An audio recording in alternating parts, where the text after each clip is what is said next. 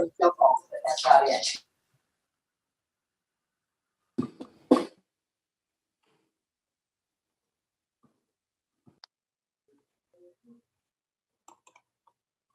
Yeah. Okay, wait a minute. Here I got them all right here. Okay, I did the Safe Suite. That's the only one I don't have because I didn't print it myself. Okay, I just did on 130. I did child care transportation. Okay. All right, you guys, as we're going to be getting started, out of respect for everyone's time, I'm asking everyone to please stay muted unless you do have a question, and we'll go through the house rules. But thank you so much for being here this morning. We're excited to present part 2 of the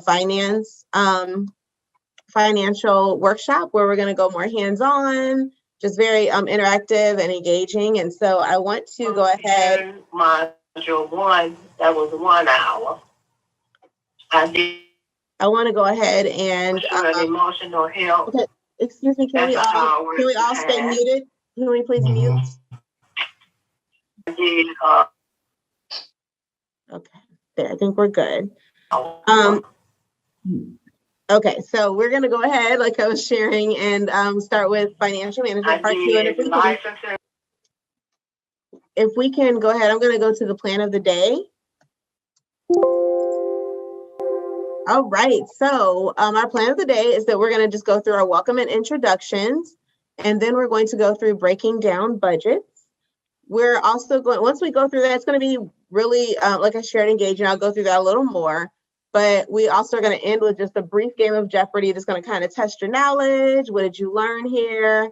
And all of that. So super excited about that. We'll share the password protected site, next steps, and of course, we always end with a survey. Just because we want to know how did we do, and then what would you like to see in the future. So, so thank you guys so much for joining us. I would like to turn this over to the St. Louis Philanthropic Organization's president, Ms. Dion. All right, thank you. Welcome back, everyone, and welcome to some of our new folks. We appreciate you joining us, and it really is an honor for us to have the opportunity to share with you this information, and hopefully it will build your capacity, because that is our intent. Our mission with the St. Louis Philanthropic Organization, which started in 1984, is to provide funding and capacity building to nonprofit organizations whose programs and services advance the quality of life for St. Louis City residents. And so we are excited about this opportunity to provide this information to you. Hopefully it builds some skills and gives you what you need to be successful as you work for, do the work that you do for our citizens. So thank you for joining us, and we really do appreciate the partnership with Mosaic Beginnings. So thank you so much, and let's get started. Thank you. I am ecstatic. So we're going to just cover some of the topics here that will be covered are the fundamentals of nonprofit budgeting, internal controls, chart of accounts, coding, the general ledger and the income statement, program budget, organizational budget, grant management. And then again, we're going to end with Jeopardy because we want to kind of see, just test your knowledge. It won't be too hard or anything like that. We want to be able to test your knowledge there. And we are going to start with a scenario, which I'm super excited. Oh, I'll go through the house rules and then we'll go to the scenario that'll kind of guide everything that we do here. So the house rules are, please make sure that you have your cameras on if possible. We want to make this feel like we are as in person as possible. We're not going to require it. We understand there are situations where you might not be able to have your camera on, but if so, that'd be great so we can remain engaged with each other. There is a raise your hand feature located at the bottom of,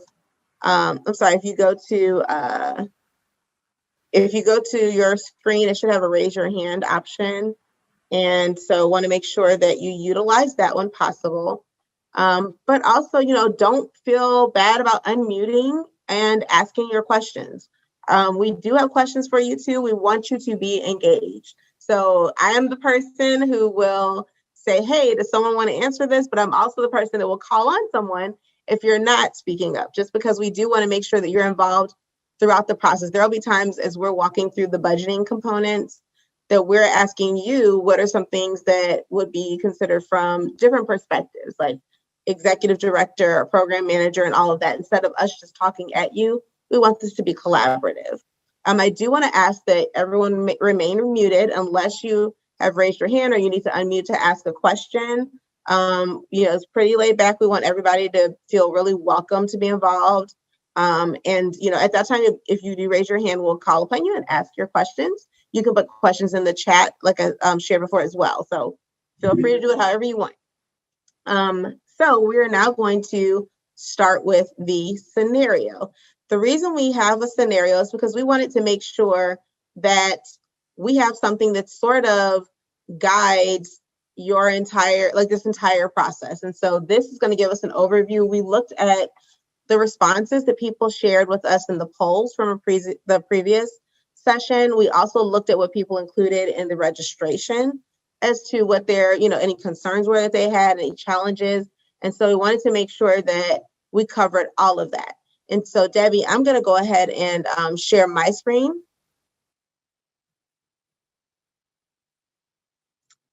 And here we go. So I just want to pull this up so you guys can see it.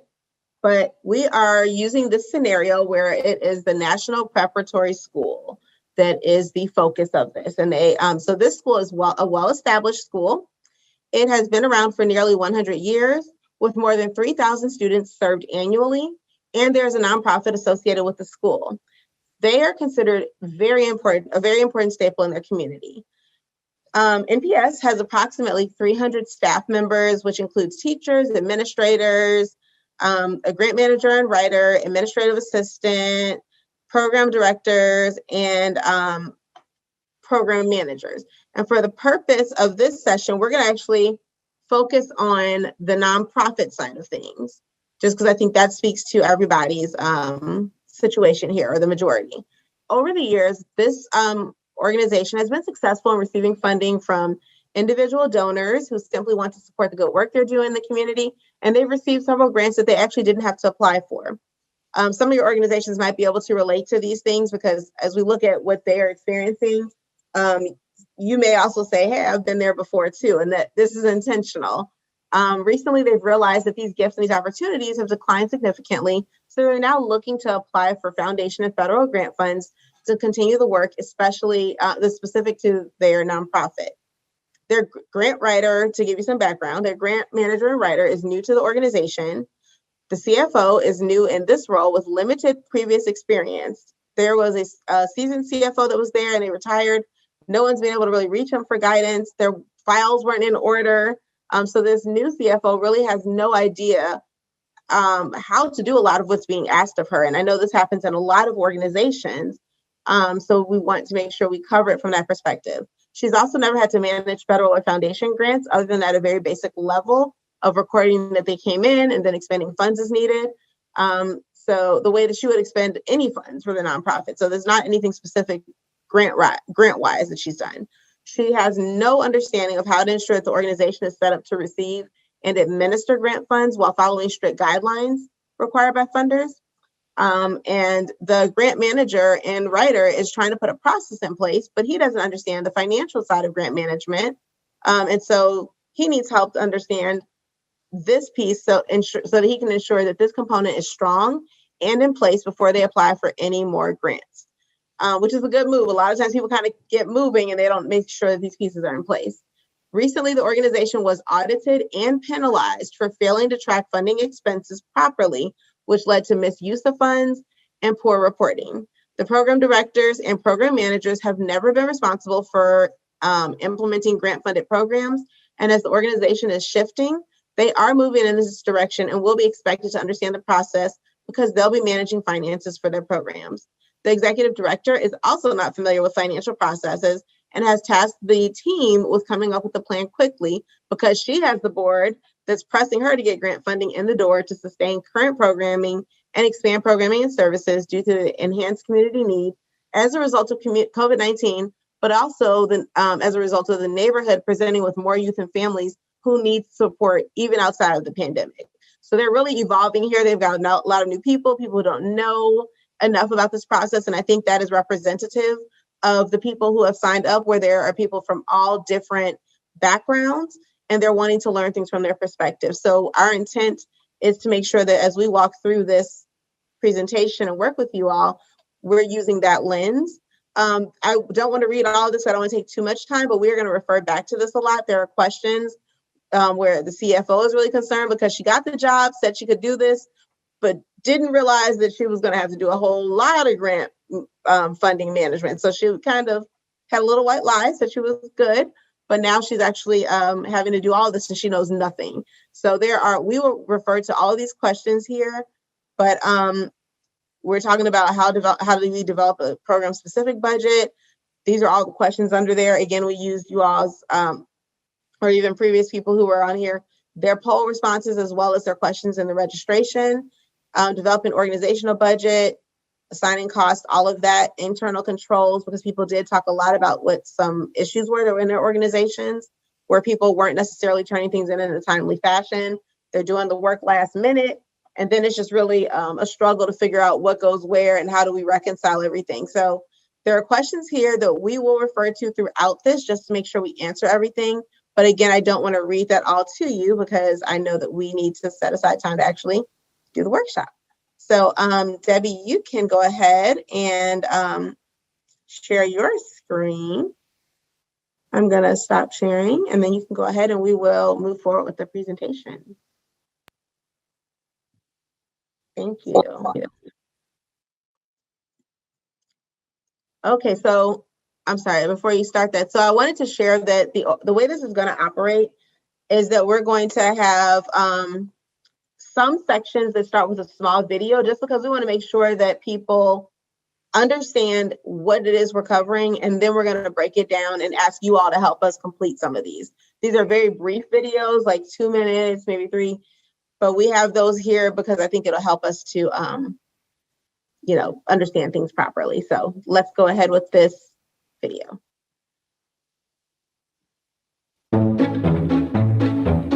When you think about a budget, you might envision columns of numbers. However, that's really just the end result. A budget is just as much about planning and the process as it is about numbers. To put it another way, are you letting your money tell you what to do, or are you telling your money what you want to do? The numbers are important, of course, but the process is what informs financial management decision-making and creates broader accountability. A budget is a document that reflects the priorities of an organization. We recommend starting with program and organizational goals. We call this no-numbers budgeting. After goals and priorities are determined, then it's time to crunch the numbers. Let's dispel one myth right now. It is a myth that the goal of a nonprofit is a budget that breaks even. A surplus is a powerful tool and a good thing. Yes, even for nonprofits. Some people think nonprofits shouldn't or can't have surpluses, but having cash reserves gives you more ownership over your decisions and can be a lifesaver in the face of an emergency. Consider budgeting for a surplus. You can do this by setting aside cash for depreciation expenses. This is called funding depreciation. You can also designate reserve funds as an opportunity fund to support new initiatives in the future. Here are some helpful steps to creating a budget. Set organizational financial goals and clarify annual goals from the strategic plan. Agree on budget approach. You may assign roles and responsibilities. Agree on authority to make decisions, and agree on how much uncertainty can be included. For example, the board may assign the finance committee to work with staff to develop a draft budget within parameters agreed to by the full board. Then, review the draft budget to verify that the draft meets program and organizational goals. Review and discuss all assumptions with key staff members and the board. Make adjustments based on goals and capacity to match income and expenses. It will take some back and forth to go from a no-numbers budget to a version that's in line with your current financial situation. This is the part that can take time and multiple drafts, so it's important that you start this process well before the board needs to approve the budget. Make sure you know how much risk you have in your budget. No budget is certain, and there's no right or wrong amount, but everyone involved needs to have a shared understanding about how much risk you are willing to take as an organization and what it is. It's also important to capture the assumptions you are using to create the budget. Know that your budget can take on different forms depending on how you need to analyze the numbers. A one-year budget is a critical tool, but not the only one. Other tools include a multi-year budget and cash flow projections. A budget facilitates conversation about your goals and how best to achieve your mission through the lens of finance. You need to be clear on what you're trying to accomplish and how you want to use your resources to get you there. And what's more, the budgeting process is a chance to build financial leadership, trust, and board engagement.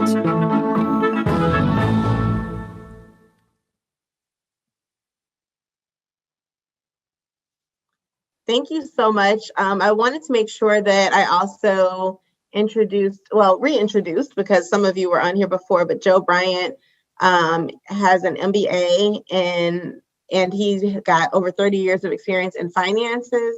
So we are co-presenting because I am not the financial expert necessarily, but having been on the other side with grant management and program pieces, I'm here to kind of co-present and bring in that perspective. So I'm really thankful to have him here.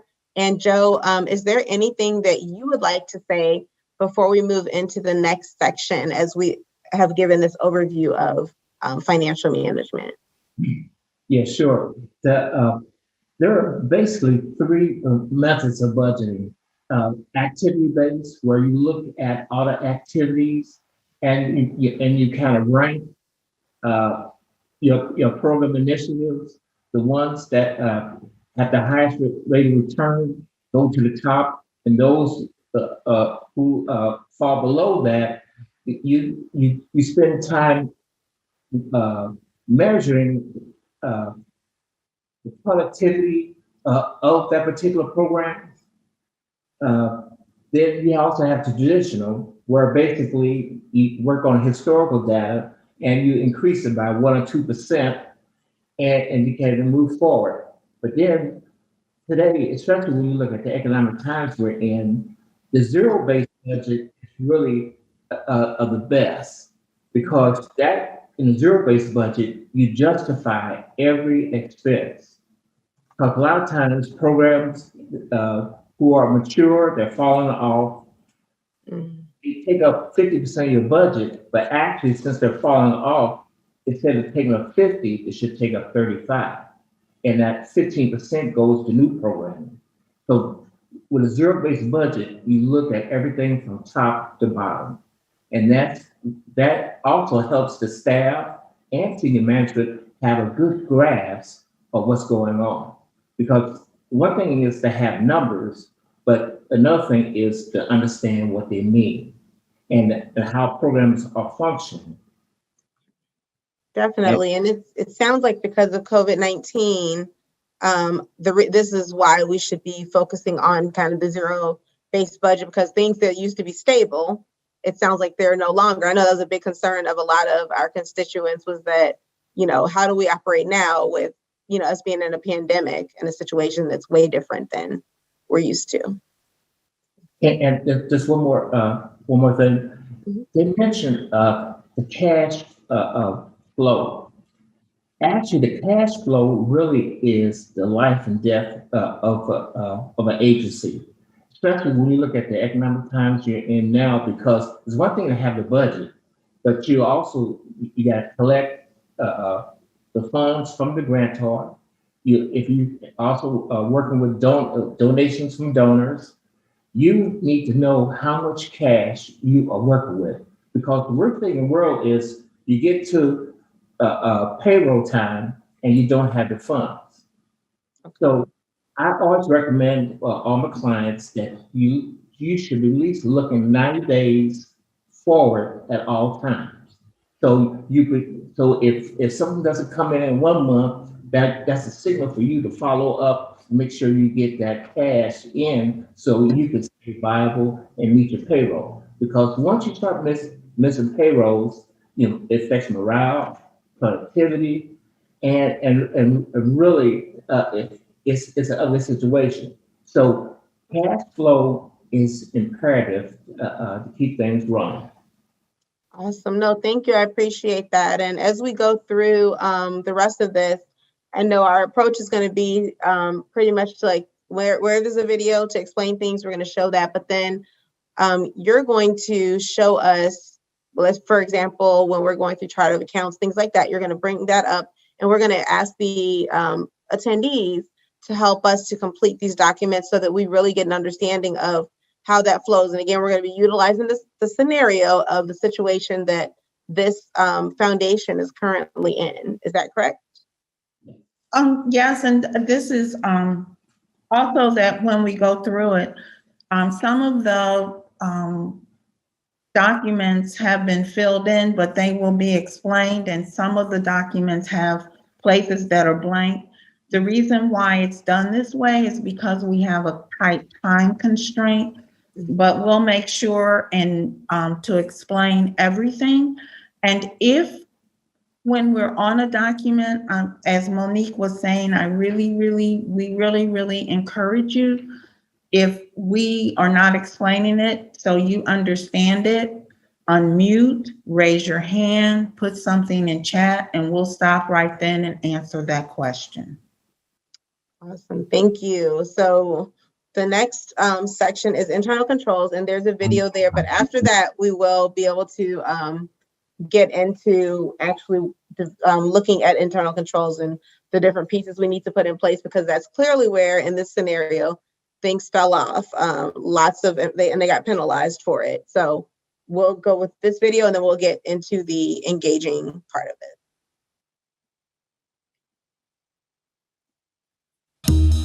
Life is full of risks. All day, every day, we do things that can go wrong. But thankfully, there are protections in place to make things go right. In business, we call those protections internal controls. Some may call them bottlenecks. But to protect your business and achieve your goals, internal controls are critical. They help detect errors, avoid delays, and prevent negative financial and reputational impact.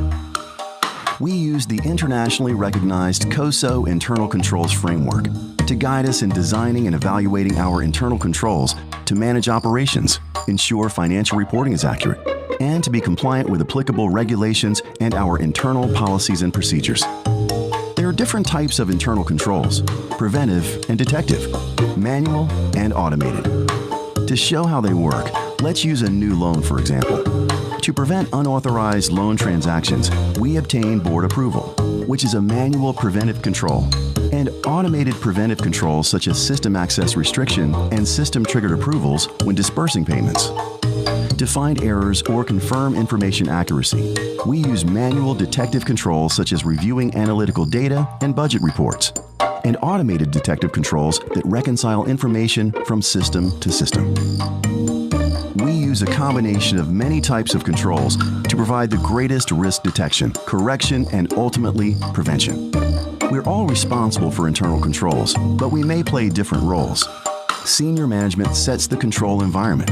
VPs and directors oversee and allocate resources and monitor. Managers create strong controls in their processes and teams. And staff executes the controls and communicates issues to their managers. If you think of your responsibility as a leg on a table, it's easy to understand how our collective participation is critical to our success, and how together we can manage risks.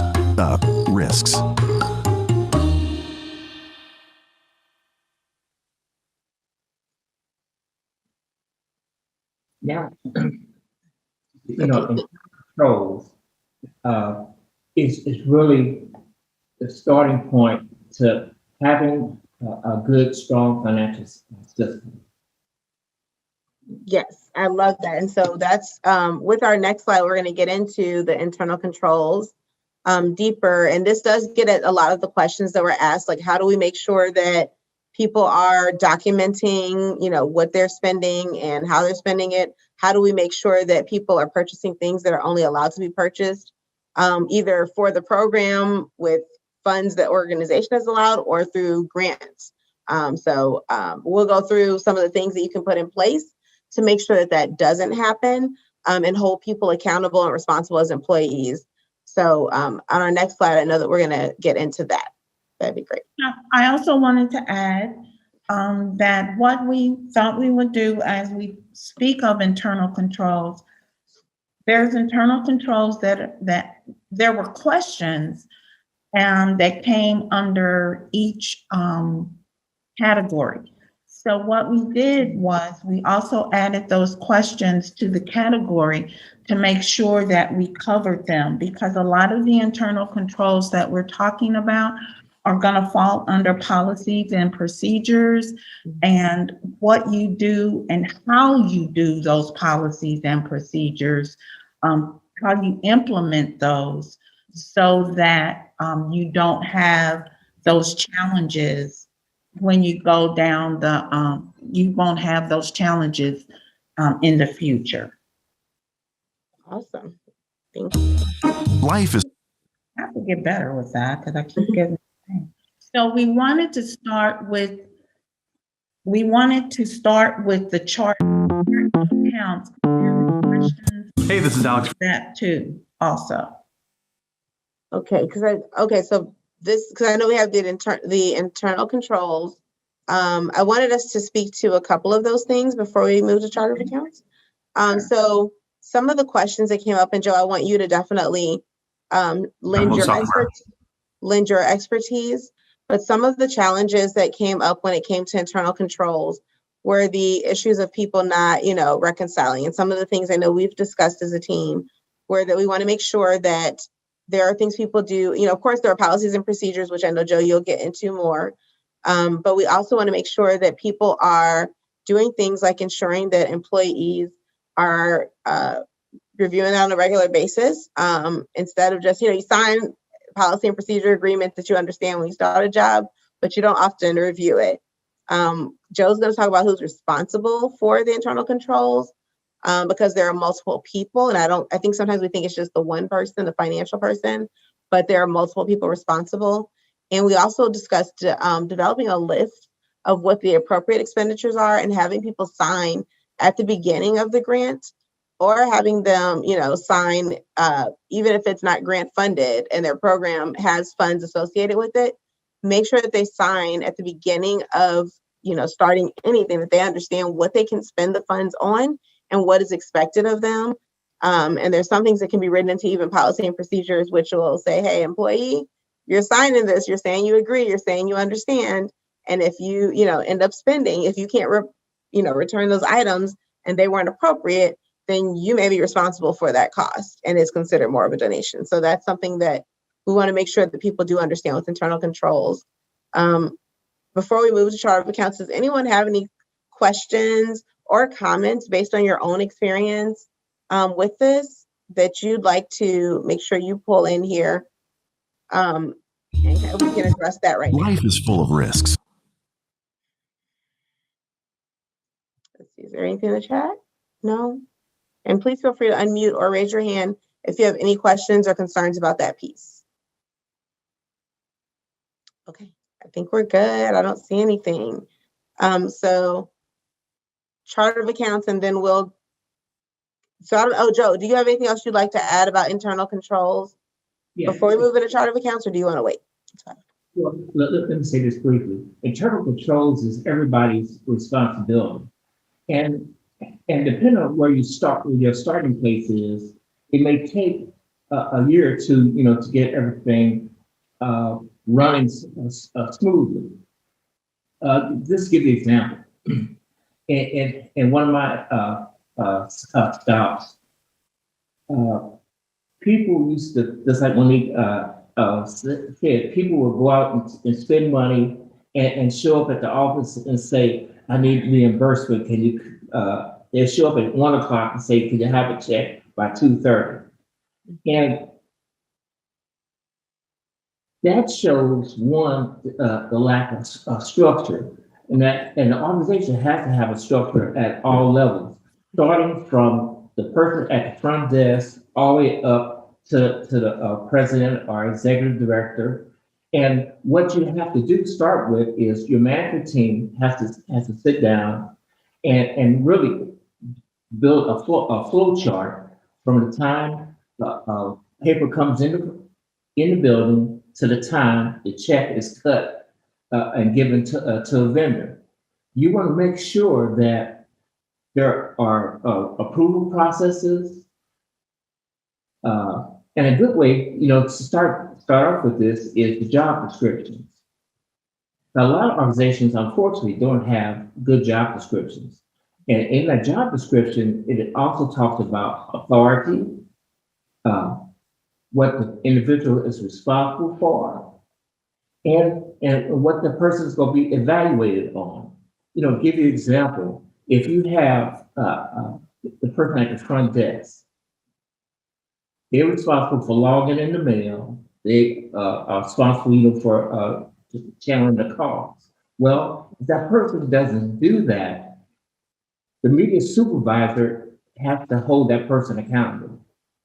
By holding people accountable, that's the first step of having a good, sound policy and procedure driven organization. Because what you start off with is what you end up with. And we're going to talk about coding. We're going to talk about how to hold people accountable, how the grants, how you communicate. Because a good practice, especially with the CFO not having experience in federal state grants.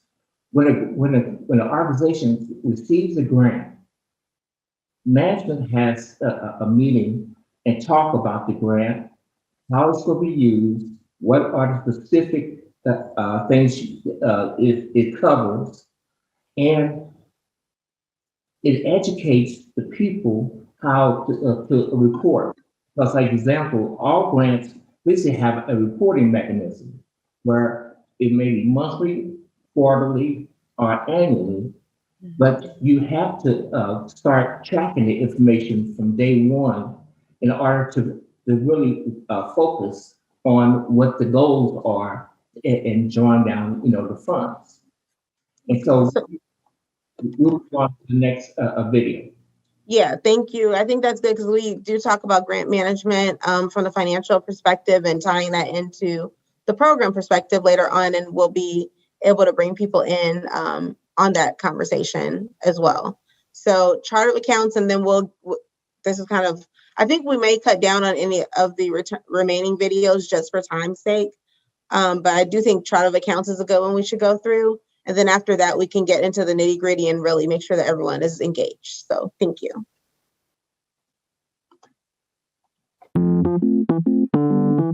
Hey, this is Alex from Applo Software. Today we're going to take a look at accounts, what they are, when you create them, and how do you use them for your organization. If you need to create a nonprofit chart of accounts, this is the lesson for you. So what is a chart of accounts?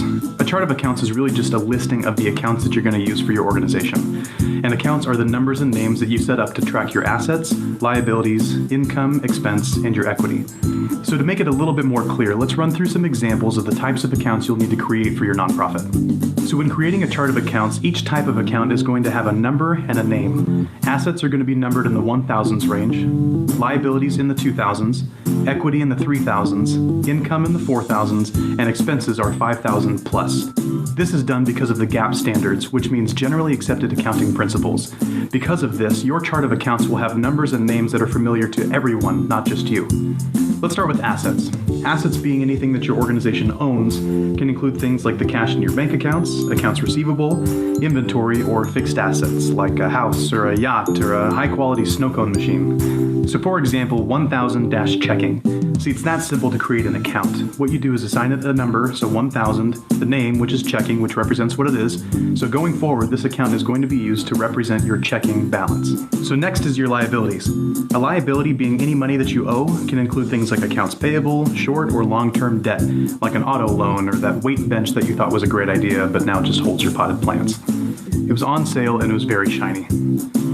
So an accounts payable account would look something like this, 2000-accounts payable. So going forward, this account would be used to track the amount of money that you owe others from invoices or bills that you've received. Next is your equity. Equity, being your overall worth, can include things like retained earnings, unrestricted, temporarily restricted, and permanently restricted net assets or fund balances. Equity is the value of your assets minus your liabilities. In other words, the money that you have less the money that you owe is your overall worth. This information is reflected on a balance sheet report, which we'll cover in Lesson 5. After we run through some examples of income and expense, we're going to talk about nonprofit equity in more detail. So next is income. Income, being money that you get, can include things like contributions, pledges, grants, or revenue, like your paycheck or a sweet weight bench that you can sell on eBay. Plants not included. So for an example, you can use the number 4,000 and call it contributions income. So going forward, this account would be used to track the money that you receive from your contributions. So finally, we have expense. Expenses, being money that you spend, can include everyday expenses like office supplies, printing costs, salary, bills, rent, purchase orders, program expenses, basically anything that you spend your money on, even if you regret it. It was so shiny, and it was on sale. So as an example, you can use the number 5,000 and then dash salary expense. Going forward, this account would be used to track any money that you spend on salary for your nonprofit. With all of the above in mind, your chart of accounts would look something like this. So let's take a quick look at nonprofit equity. Equity, being again your overall worth for a nonprofit, is actually your fund balances. So like we mentioned in Lesson 2, a fund is any kind of mini organization within your larger nonprofit. For each one of these funds, you're going to want to create an equity account for it. So for example, 3,000 general fund, 3,100 missions fund, 3,200 building fund, 33 special projects fund. Basically any fund that your organization has, create an equity account for it, and that's going to track its overall worth. So what next? Accounts are the foundation for any accounting system. With the knowledge that you have now, go through your organization and think through all the different types of accounts that you'll need to create. Write them down and then come back next week while we take a look at transactions.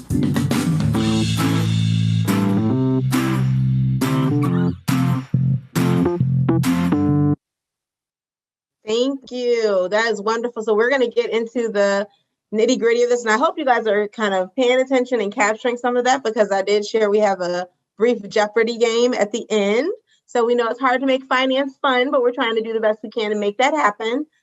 Throughout this, we are going to ask you to help us fill some things in. Like Debbie said, some things are already there just because we're on a time constraint, but there are situations where we're going to be asking you to help us.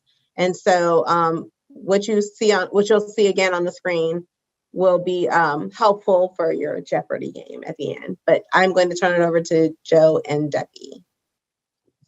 Joe? And while he's coming there, one of the things, so you really want to pay attention, because whoever wins Jeopardy gets a $25 gift certificate to Amazon. So let's do this. Okay. You know, I haven't watched the video.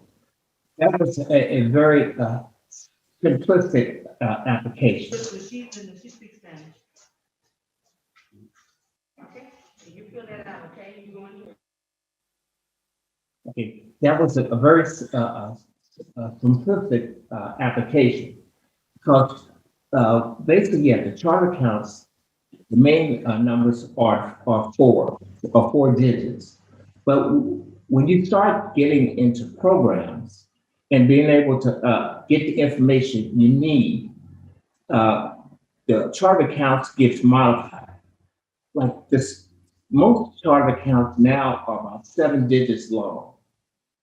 You have your first four, as like example, the 4,100 for federal grants. Okay, so that's the master account for federal grants. But then if you have 3 federal grants, you want to have the 4,100, and then you assign a fund code that's different for each grant. So by doing that, that tells you what you're spending by grant, because a lot of times, a lot of agencies will have everything going to one account number, but you cannot tell where you are in the spending and drawback of those funds. And so with the example we got here on on the screen. We got it broke down to program and departments. Like example, you have your finance, human resources, marketing, quality control, security. Then you have 3 programs: the kindergarten, the first grade, and special education. So each one of those will have a code. Like example, for special education is 12. Okay, so that 12 indicates what program or department it's going to be in. But then sometimes you have multiple locations. If you have 3 sites, you have to have a number for each site. So you can, the chart of accounts is a functional database. And so how you set it up will pay dividends for you if you set it up right the first time. So you have a code for location, a code for program and department, and then also you have a code for funding source. So like example, a state grant is 3, a federal grant is 9, and an example, United Way is 10. And so every time you have a transaction, you have to hit all 3 of those boxes. If you have multiple locations, you have programs, and you have funding sources. So that way, when you run a report at the end of the month or at the end of the week, you get a instant printout of what you're doing by funding source, by location, and by program. So that way. Go ahead. Sorry. That way, as we get into some of the questions, people worry, why do I have a large balance at the end of the year? Well, if you don't have a reporting system that tracks that on a monthly basis, you have no idea what you're spending or what you spent on a particular grant. So that's why we have to modify the chart of accounts to really on an individual organization basis based on what you got going on. I wanted to jump in. I'm sorry to interrupt, but I think this is really helpful because I know a lot of organizations did have concerns about this and having the money left over, and then how do I even code this to know how to put the different pieces together. And as you have this set up, you followed exactly the GAP acronym that they put in there, which I hope I'm going to ask you to remind us of what that was. But you use that to guide this. And the 4,000, I just want to make sure everyone notices because this was covered in the video, is that 4,000 is revenue and then 5,000 is expense. So this is all following what is known as like best practices as it pertains to financing, and it kind of keeps things moving smoothly. As a program person, it was really important to understand that because you get that income statement and don't know what the heck all this stuff is and where it comes from. And so this is why he's broken it down. Anything that comes in as revenue is under there, and it's under the 4,000s. You just add a 100, 200, or whatever. It can be simple. There are some of those longer ones that Joe was mentioning, but it doesn't have to be that complicated. So we're trying to show something that's really user-friendly and hope that this is helpful. And Joe, before you move on, will you remind us what GAP stands for? Because I don't remember that. It's Generally Accepted Accounting Principles. Thank you. Okay, awesome. I know you're going to get more into how we code and all that, but I'm going to turn it back over to you. Thank you. And so then you look at your expenses. Now, you don't want to have a lot of categories. The smaller categories you have, the better it is. And also it cuts down on errors. Like example, 5100 is contract services. So that means your contractors, your consultants, maintenance contracts, all can we charge, to that account. And stipends, sometimes instead of, if you can't pay people wages and salaries, a lot of organizations have what you call stipends, where basically you say for a 6-month period, I'm gonna give you $3,000. Well, that's taxable, to them. They have to declare that on their taxes. But from an organizational standpoint, You don't have to worry about payroll taxes, FICA, withholding, that type of thing. Then you have grantee meetings, because a lot of times you may have to travel to the home office or state office, so you capture the expenses associated with that. Materials and supplies, of course, you have your office and program supplies. Then you have your occupancy, which encompasses your rent, utilities, and so on. And so with these few accounts, you will see how this chart of accounts is used in our working example of the scenario. All right. So no, that's helpful. And so that sounds like if the organization, if the foundation that we used in our scenario had followed this, then they wouldn't have been at the last minute trying to, reconcile things, or when they were audited, they would have everything in place. And this is a real life experience that I know I've encountered with a lot of clients, that they don't even know where their grant funds are and what's, being spent where. There really is nothing in place. And so starting with this from the beginning is essential. I believe our next section is coding. Is that correct? Or is it? Okay, Yeah. This is coding here. So, Do you want to do the video? No, there is. Yeah, we're not going to do video. We're going to go through coding, but then I also would like us to go ahead and I know we're going to get to the program budget and organizational budget where we can have people helping us to kind of fill that in. I think that's going to be essential. now, this is a check request. It doubles as a check request and as an expense report. Capturing the data you need from the start, doing it right the first time is paramount. Because, like I say, in the scenario, they were trying to do this on the back end after after activity had passed, which takes 3 times as much work as if you do it right the first time. So I'll give you an example. So in this particular exercise, they need to get some supplies, from Office Depot. Okay, and so when you look at the coding example, the count is 5,400, which is material and supplies, and it's going to be $750. And so it's going to be charged to Department 12, which is special education. The location is number 2, which is Hazelwood, and the funding source is number 9, which is a federal grant. So right there on this one form, you capture everything, where it's charged, the location where it took place, the program is going to be charged to. And so with that information, you have all what you need to make sure this turns up at the right place in the financial record keeping. And so at the end of the month, when you get the report, we'll move on to the general ledger, which will be next. You'll recognize this transaction because also you see that it's submitted by the program manager and it's signed off by the executive director. So the protocols of who can approve expenditures is clear right there.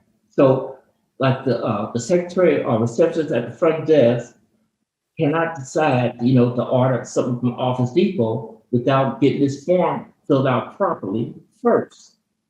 So once you have this in hand, it moves through the financial system, it updates the income statement, it updates the budget, and when you get the report at the end of the month, you get a copy of the general ledger, which captures all financial transactions. You'll see it under your program, Office Depot, and we'll move this along to the next slide.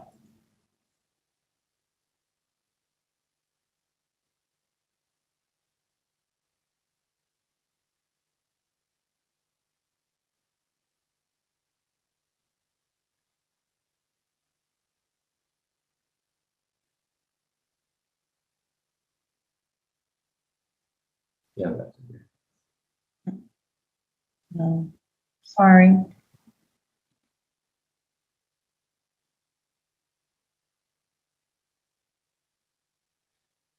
Here. It's not opening.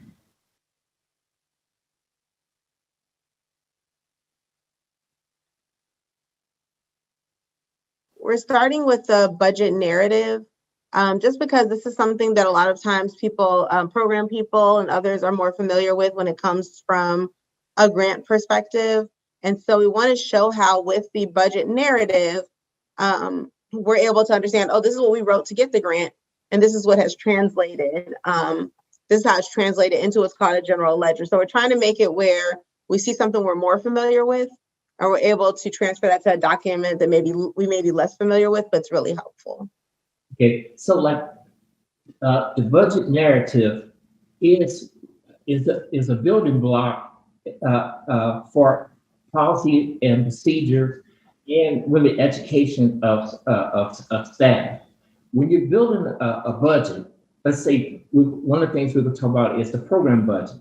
Well, you start with a blank sheet of paper, and when you look on here from the National Preparatory School, well, we're looking at funding for a federal grant.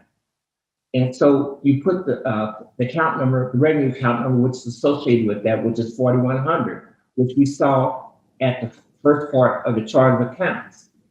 Then you start capturing, okay, what do you need to carry out this program? And so since you're not hiring staff or full-time people, they're using contract services, which basically they're paying out in form of stipends. And you see the associated account numbers 5100, 52. We also talked about 5300, the conferences and meetings for grants. 5400, the material and supplies. And so on that check request you just saw, first of all, there was an entry for account number 5400 for material supplies from Office Depot for $750. So it's coded right there. So you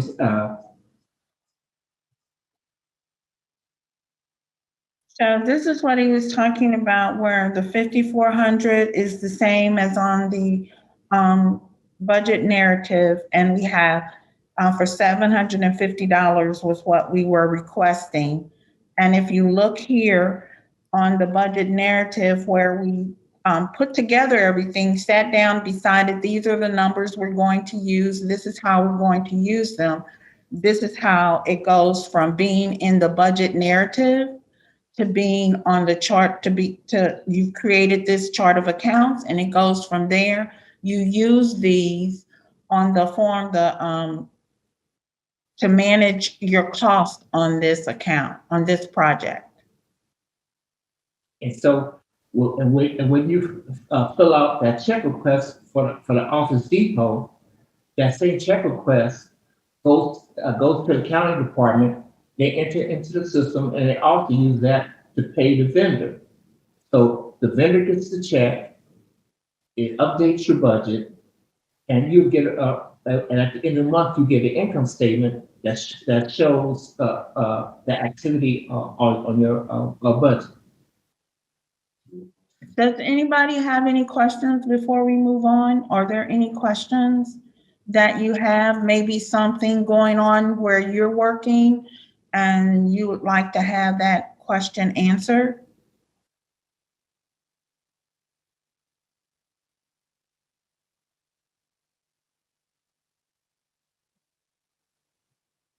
Seems like things are being very well explained. Oh, did someone unmute?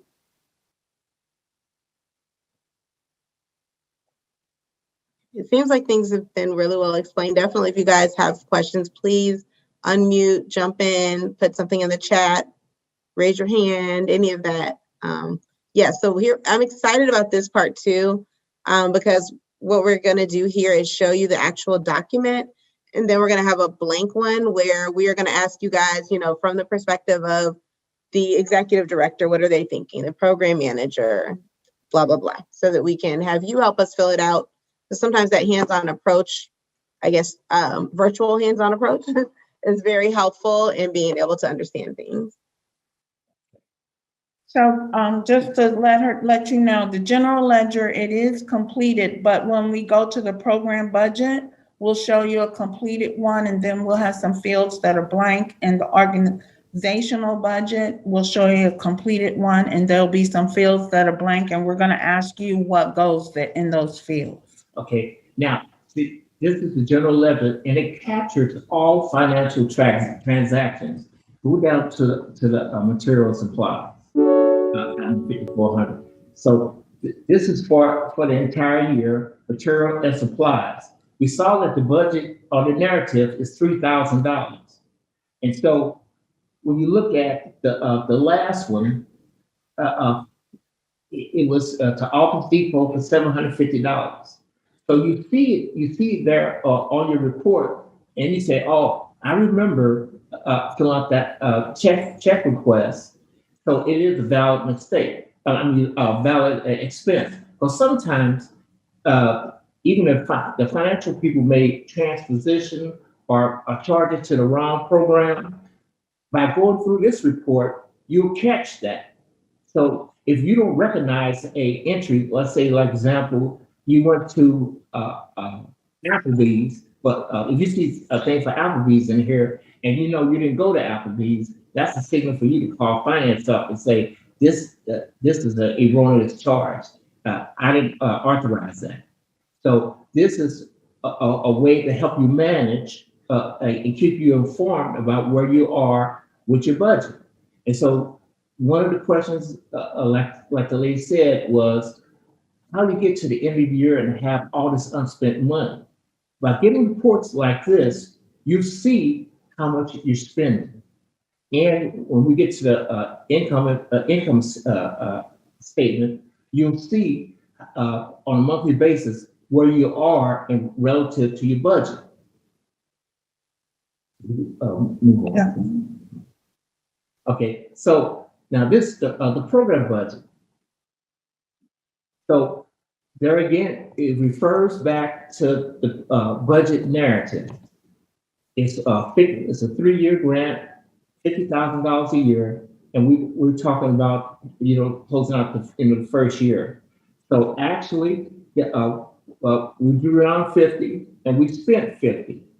And so when you look at your program budget, it compares that to actual. So you see that at the end of the year, all the money has been spent, and often all the money has been drawn down. So you have a zero balance, and you get this report every month.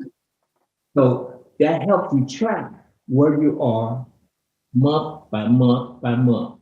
And so even though, let's say example, your program doesn't get off to a good start, what you can do is, at that point, you should contact the funder and let them know that you've had a few setbacks and maybe get an extension, which a lot of grantors do and understand everything doesn't roll out perfectly. But the communication based on what you have on your financial side, it's an indicator of how well you're doing. So if you're not moving at the right pace, contact the funder, get an extension. Also, it tells you need to get things rolling. Maybe you need to reorganize a little bit, get with staff to see what the issues are, to bring you up to speed. So Joe, with this, I know some of the questions in the scenario we used were, how do we make sure we're ensuring that all of the, and we only have about 20 plus minutes to get through the remainder, but we want to know, when we're developing this budget, how do we make sure we're covering all of the program costs and ensure that we incorporate grant funding, but then also who should be at the table? Because that's something that a lot of organizations don't understand, is who should be at the table for the various budget types when we're actually developing it. Okay, so starting at the program budget level, the program manager, either through historical information or writing the budget justification, captures everything that needs to happen, for that grant. Supplies, personnel, travel, the whole 9 yards. And then once that justification is complete, the program manager should even meet with the program director, and someone, from the finance department. And you really should also have a relationship with the development department, because once you have your draft of your budget, you may have a hole in it. Like example talked in the first video, you want to have at least a break-even situation. And so the development department say, okay, I can get a grant over here to help fill that hole to bring it into balance. So there you have across the agency of support in making sure that you're successful. And then after that, the finance person will help you do the calculations. Sometimes if you do it long enough, you can do it all yourself. But usually the financial person will sit down with you, go through your expense line items, make sure everything's covered, make sure the math is right, those type things. And you should be ready to go. Well, I know one of the things we talked about when I was an executive director for an organization, and you gave me some help, was for me to make sure that the program manager, the program director, the executive director, and the financial person, whoever the finance department brings in, or if you're a small organization and you only have one finance person, that they're all seated at the table. And one of the things that you helped me with to ensure that we covered all costs of our program was to make sure we looked at our grant, and that we looked at everything that was funded and what we were expected to do. And we looked at our budget. We put together a budget narrative that matched that, and that helped us to make sure that we were pulling all of the numbers into our reports. Awesome. No, thank you. That is wonderful. That's really helpful. And it's important to have everyone at the table. If you are someone who is the program person or the grant person, like we're seeing here, this grant manager and writer really needs to understand all aspects of this. And so their voice needs to be included at the table. And oftentimes it is a top-down process, whereas it should be more collaborative. And I also like to say this should be agile, meaning it should be flexible, because we've learned in COVID-19, we do have to have a budget that's able to be flexible. We have to have people who are at the table who can think outside of the box. I think as we move forward, just in the interest of time, I definitely look forward to us going through the blank project budget and maybe asking some questions about what should be included there. And then sharing the organizational budget, and maybe with that, and as much we can try to do a little bit of filling that in, but maybe we start with just filling that in and not the completed organizational budget, so that people can have a chance to interact and engage. And then we'll skip to the grant management piece, so we can briefly go over how we can tie the finance part of it with the actual program reporting part of it. So we're going to do program budget, blank organizational budget, and then we're going to go to the grant management piece and tie the program and finance together. And then we'll do Jeopardy. Okay, so to fill the budget in, so we refer back to the narrative. Starting with the federal funds, we know that the budget is $50,000. Well, why don't we let some people, so as we're talking and you're looking at this and you're saying, where does this go? Let's kind of do something a little different. Let's look and say that instead of this being December 31st, 2020, let's be in November, let's be in October. We're going to be in October. So far, always you know what your budget is, and that's your actual. So your actual budget for the federal grant is $50,000. But as of today, you've only done 39,000. So as you look at it, that's why you want to have this together like this. You have your actual, then you have your budget. And so that then turns around and gives you a variance. You know that you still, by the end of the year, have 11,000 that you have to spend. So somebody else, can someone say, remember, we're in October. So what do you think you've spent so far for your contract services? You have 38,000 to spend. Where do you think you should be by the month of October for your contract services? And who needs to weigh in on this? I think that would be good too, from the organization. What role? What role needs to do this? Who can give an answer?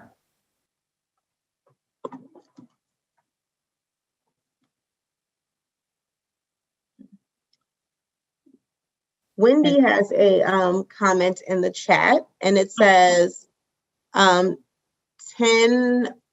out of 12 of the contract services if paid by the month. That's correct. Mm-hmm. And so then, thank you, Wendy. I appreciate that. And I would like someone to also share who should be involved in this decision as far as what amount, how are we going to spend the remaining amount of this? I'm going to call on people if I don't hear anyone say anything or see a chat. So I'm going to call on Casey because I know her. Casey, I'm going to ask you to unmute. Who should be involved in helping to decide how the remainder of this is spent? Like executive director, program manager, CFO, who do you think should be involved in this conversation?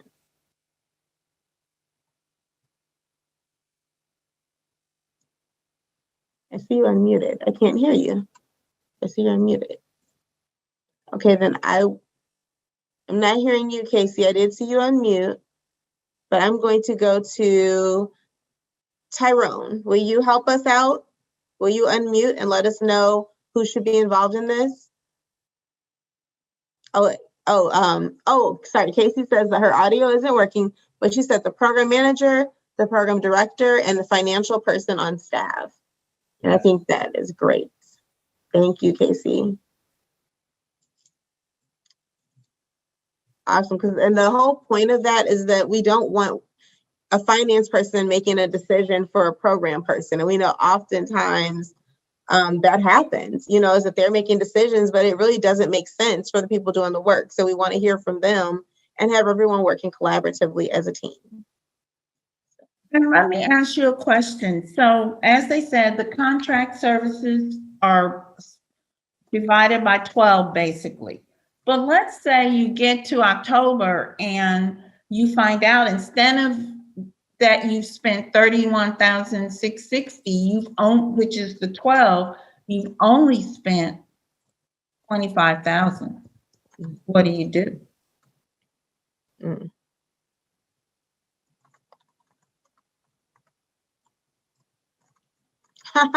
Wendy says you better pay them.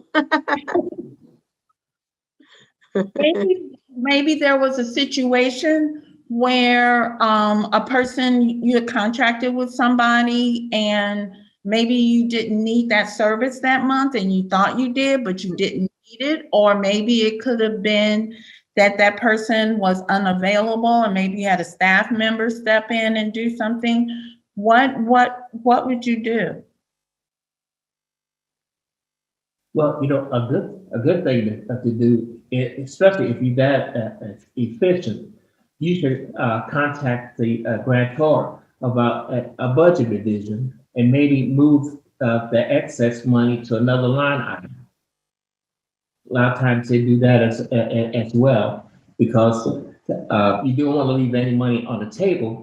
So I would contact the grantor about doing a budget revision and move it to another line item, whether it's material supplies or stipends, for example. That's always a good option.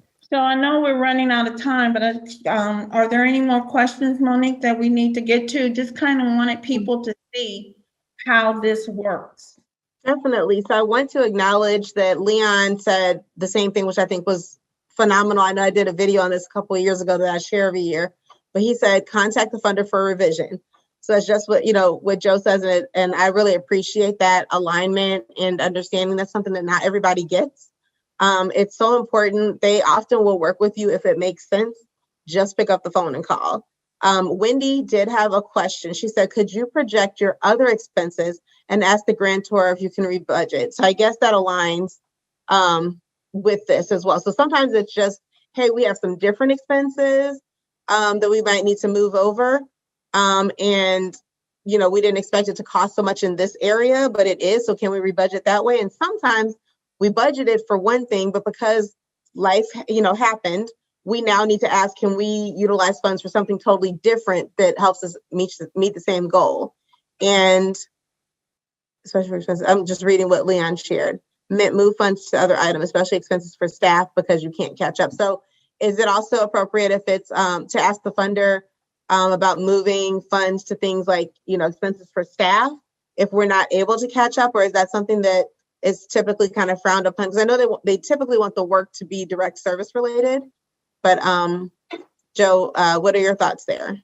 Yeah, they want it to be focused on direct service, and so you may even do some incentives, to boost, the program, or maybe even invest in some different type of supplies. But usually, stipends are good, and sometimes additional staff may be needed since that area has been underutilized. Yes, all those are good suggestions. And being that we're in a COVID-19, some what you may need to provide may look a little different. And if you, the grantors know this, and they're out there, and most of them, not all of them, but most of them are willing to work with you. So you may see something else that is actually needed that falls under the same type of project, and you can work with them on moving those funds to provide those services. Yeah, a good example of that is social distancing. And so instead of having a class of 30, you may have to break it down to a class of 15, which will increase your labor costs, because you have to do twice as much work as you would normally. And so they'll be understanding of that. Plus, you have your PPP protection items that would need to be purchased. So, all those are very viable options. That is perfect. Thank you so much. And I think this is helpful. I know we were gonna look at the organizational budget, but I think just in the interest of time, because we are gonna have this also, everything's on the Password Protected site, but we also are happy to answer any questions. But I think if we understand the program budget, we also will have a better understanding of how things kind of filter up into the organizational budget, which is essentially, with the addition of salaries and things like that, multiple program budgets. Is that safe to say, John? Okay, so I'd like us to move to the grant management component. And I'm gonna read a comment as we're doing that, because what we want to do here is tie the funding, the financial reporting side with the programming piece. Oftentimes people think those operate in silo, but if you set things up properly, it'll help it flow so much more. And I have from Linda that's why it's always so important to be transparent with the funding source, and to be in continuous contact.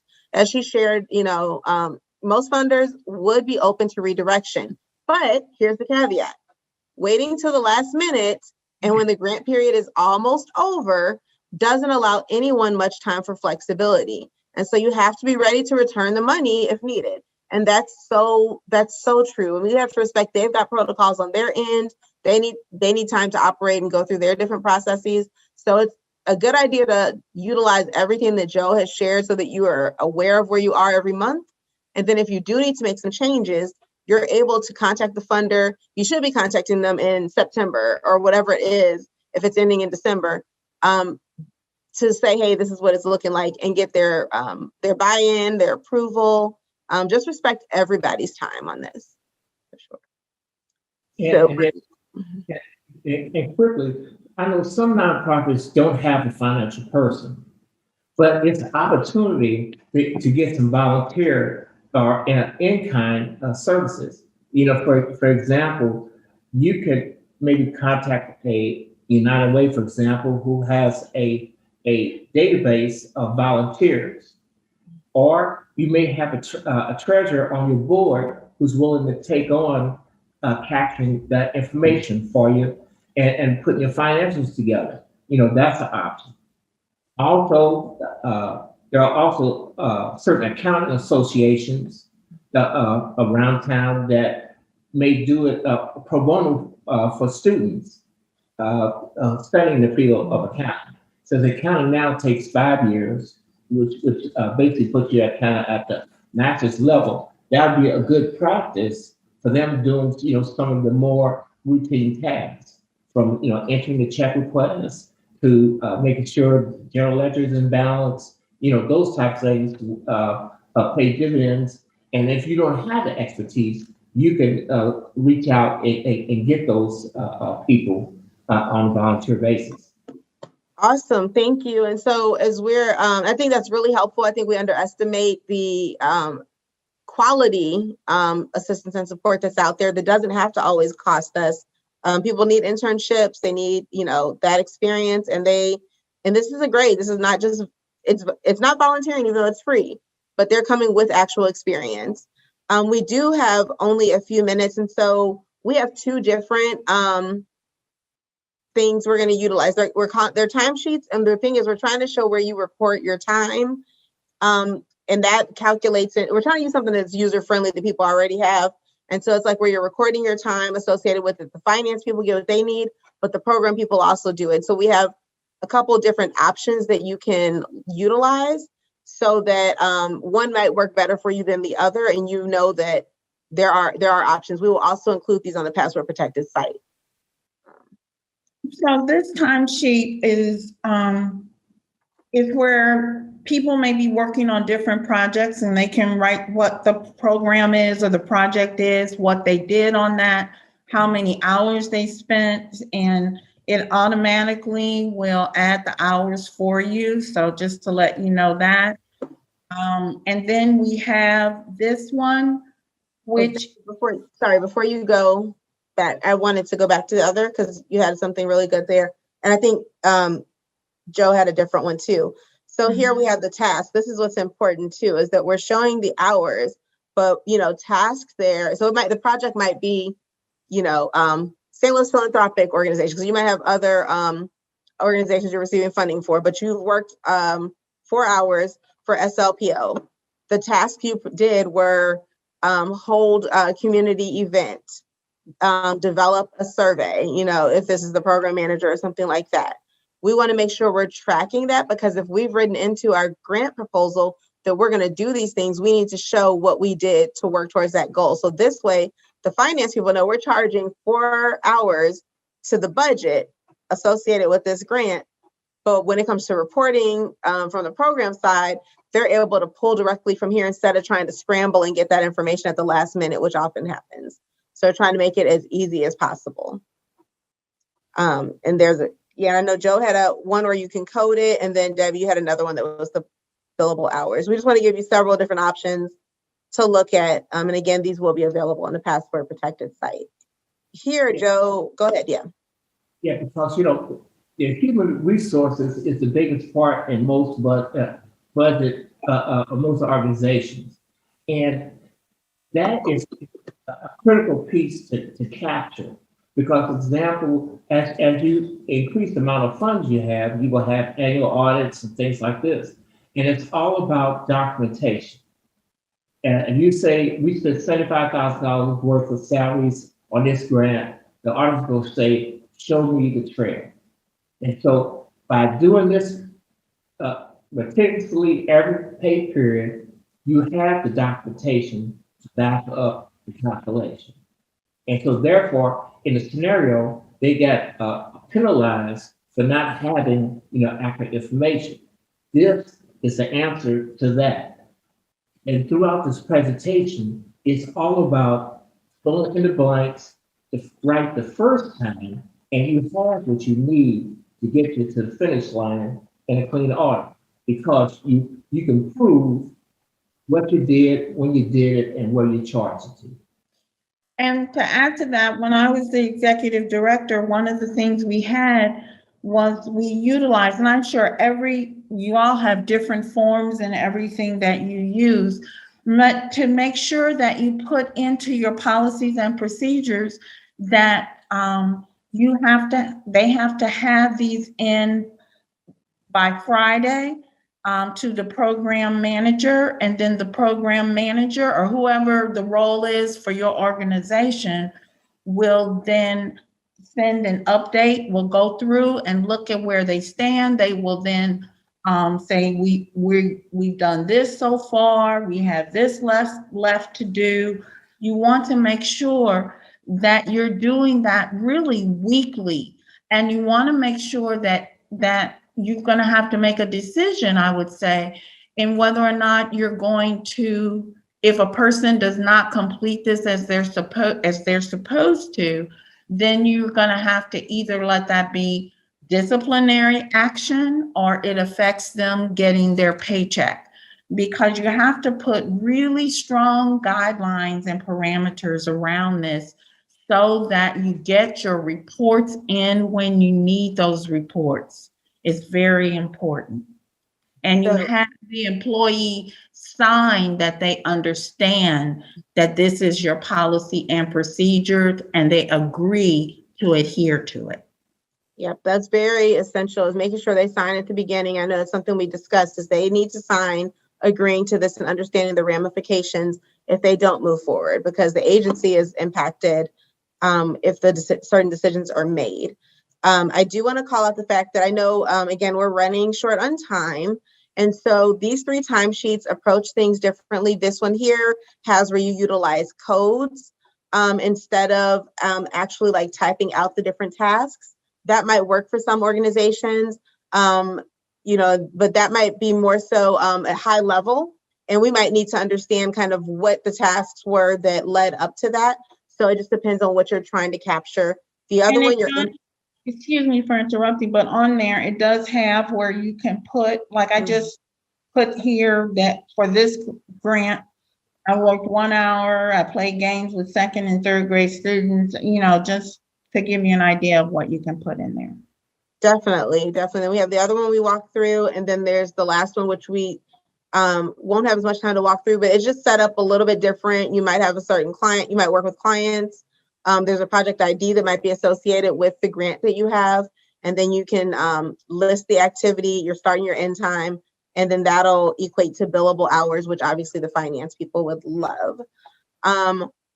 So we're going to, again, include this on the password protected site. I'd like us to quickly go through Jeopardy. I'm going to pull that up. I'm going to share my screen.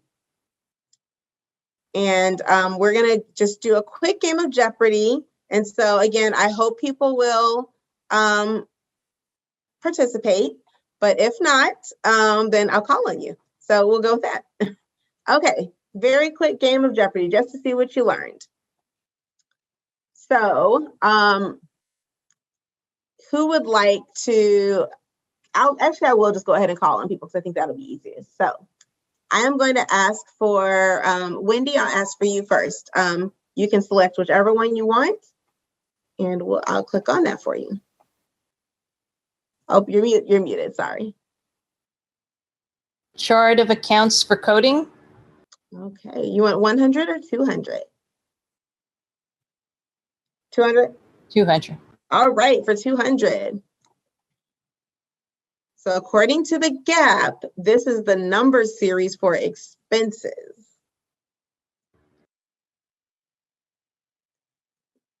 So 5,000s. What'd you say? 5,000s. 50. Let's see. Yeah, that's right. What is 5,000? Thank you. Casey says she's ready. Casey, do you have, which one would you like to select? You can put it in the chat now. I'll pull that up.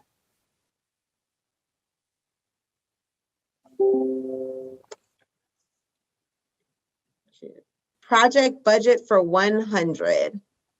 All right, let's see. Name the 4 main people who should be at the table when developing a project budget. The 4 main people.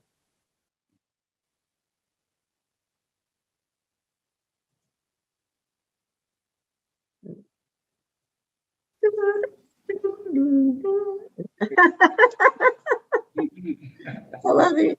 Okay, what is executive director, program manager, program director, and account person?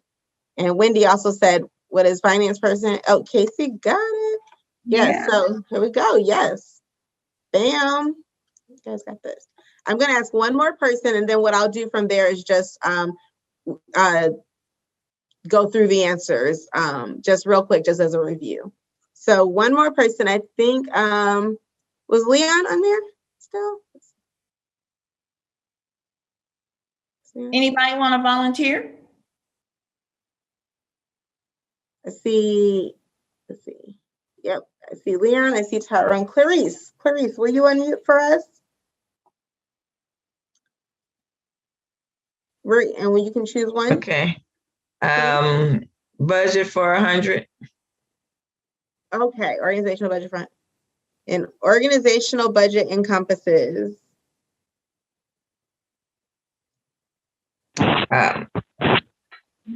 Revenue and expenses. Let's see. What are programs and departments? So we went through the different, at the beginning, the program and department, the locations, all of that. That's what it includes, but that was a hard one. I think you gave a great answer. That should have been a 200 one, huh? Yeah, that probably should have. That was kind of a big one. I'm just going to quickly click on these. I know. Yeah, let her try that one. Well, I know we're at time, so I'm just going to click on these just so you guys have the review really quickly. This document shows if you have a surplus or deficit, and it's what is an income statement. So that was something that we went through at the beginning too. So it lets you know if you are on par or if you have some challenges that, where funding isn't quite where it needs to be. This is 10% standard or federally certified, which we didn't get to this. So I'm going to go ahead. What are indirect costs? Something we've talked about before, indirect costs. And that's something that we need to make sure that we are considering. Oh, Linda said she said ledger though. So, and sorry, so that is true. Ledger is good too for the other answer. But indirect costs are something that we should definitely always make sure we write in, because then that gives us the space to be able to use that for our organizational or operating costs. Chart of accounts. An index of all the financial accounts in the general ledger of a company. What are the chart of accounts? So that's basically the definition of it. Everything you have is considered chart of accounts, all of those financial pieces. The last few, a general ledger encompasses what are all financial transactions? And that is very important. Something that I don't think a lot of us knew before this. The general ledger shows every transaction that is charged to. What is a program? So every single program transaction is included in that general ledger that Joe walked everyone through.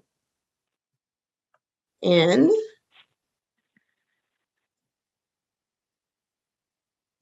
this is done. So this is done so there's not a surplus to spend at the end of the year.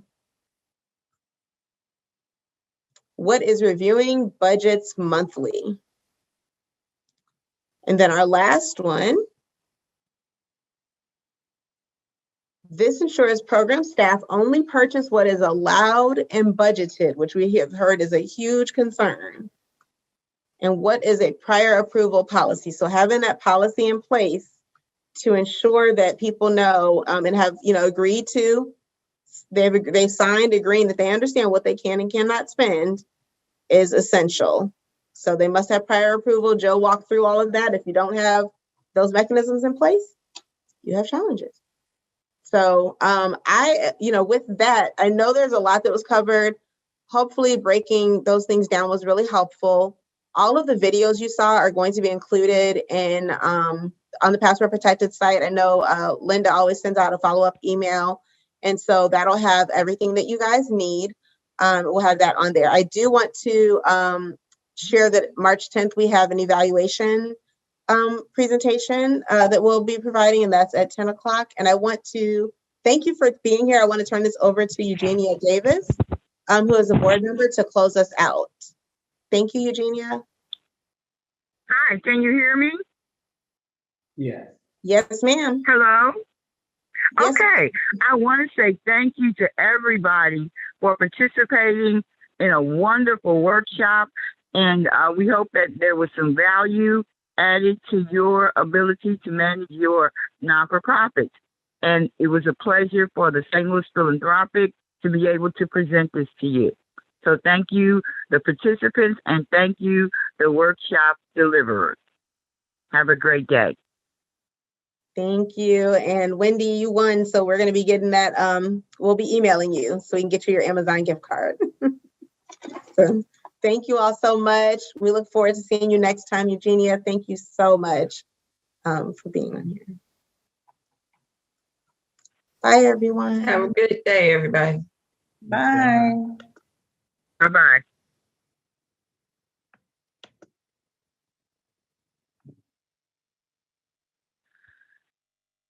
Yeah, I can do it.